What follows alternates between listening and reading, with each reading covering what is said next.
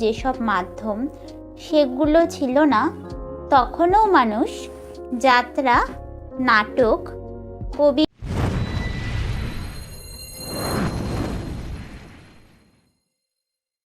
আজকের ভিডিওতে আমরা একটি রচনা করব শিক্ষা বিস্তারে গণমাধ্যমের ভূমিকা। আমি কোনো পয়েন্ট করে দিইনি, আমি প্যারা করে করে দিয়েছি। তোমরা চাইলে প্রতিটি প্যারার শুরুতে পয়েন্ট করে নিতে পারো। বেঙ্গলি উইথ তমা চ্যানেলে আপনাদের সবাইকে স্বাগত জানাচ্ছি। যে কোনো বিষয়ের ওপরে ভিডিও পেতে আমার যে কোনো ভিডিওতে কমেন্ট করে জানাবেন। আমি চেষ্টা করব সেই বিষয়ের ওপরে ভিডিও তৈরি করে দেওয়ার। শিক্ষা বিস্তারে গণমাধ্যমের ভূমিকা। চার দেয়ালের গণ্ডিতে বই আর ছাত্র শিক্ষকের সীমারেখা পেরিয়ে গণমাধ্যমেরও শিক্ষা বিস্তারে অনেকখানি ভূমিকা রয়েছে।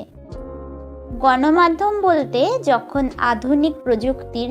চ্যানেলে নতুন হয়ে থাকলে চ্যানেলটিকে সাবস্ক্রাইব করে পাশে থাকা বেল আইকনটি প্রেস করে রাখবেন সবার আগে ভিডিওগুলোর আপডেট পেতে। ভিডিওটি ভালো লেগে থাকলে লাইক করে দেবেন।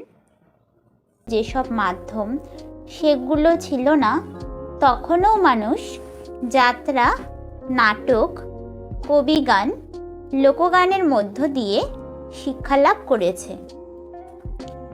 বিজ্ঞানের আবিষ্কারে আমাদের সকালটা শুরু হয় সংবাদপত্র দিয়ে।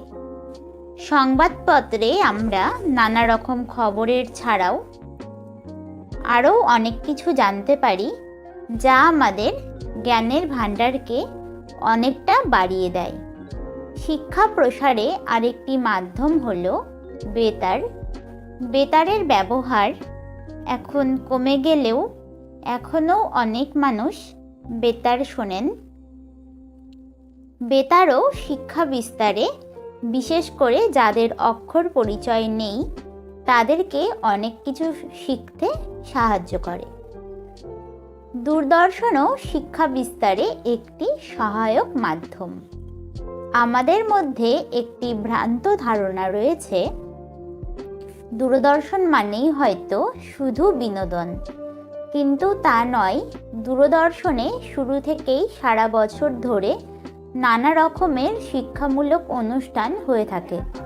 কিন্তু তা নয়, দূরদর্শনে শুরু থেকেই সারা বছর ধরেই নানা রকমের শিক্ষামূলক অনুষ্ঠান হয়ে থাকে। নাটকগুলোও দূরদর্শনেই পরিবেশিত হয়।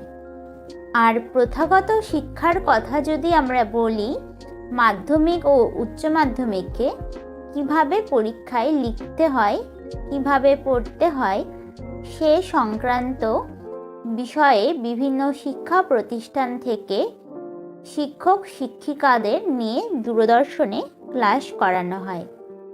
পৃথিবীর নানা প্রান্তের খবর আমাদের সামনে এনে দেয়, আমাদের মনে জ্ঞানের পরিধি বিস্তৃত করে দেয়, আমাদের মনে জ্ঞানের ভাণ্ডার বাড়িয়ে দেয়। সেটি হলো গণমাধ্যম। চলচ্চিত্রগুলোও শিক্ষা বিস্তারে গুরুত্বপূর্ণ ভূমিকা পালন করে। সমাজের নানা স্তরের মানুষের সাথে একটি মেলবন্ধন ঘটায়। ভৌগোলিক, বৈজ্ঞানিক, সাংস্কৃতিক খবর পাই, জানতে পারি আমরা গণমাধ্যমগুলো থেকে। শিক্ষণ ব্যবস্থাকে চিত্তাকর্ষক করে তোলে গণমাধ্যমগুলি। আমাদের ছাত্র সমাজকে যুগোপযোগী করে তোলে গণমাধ্যমগুলি।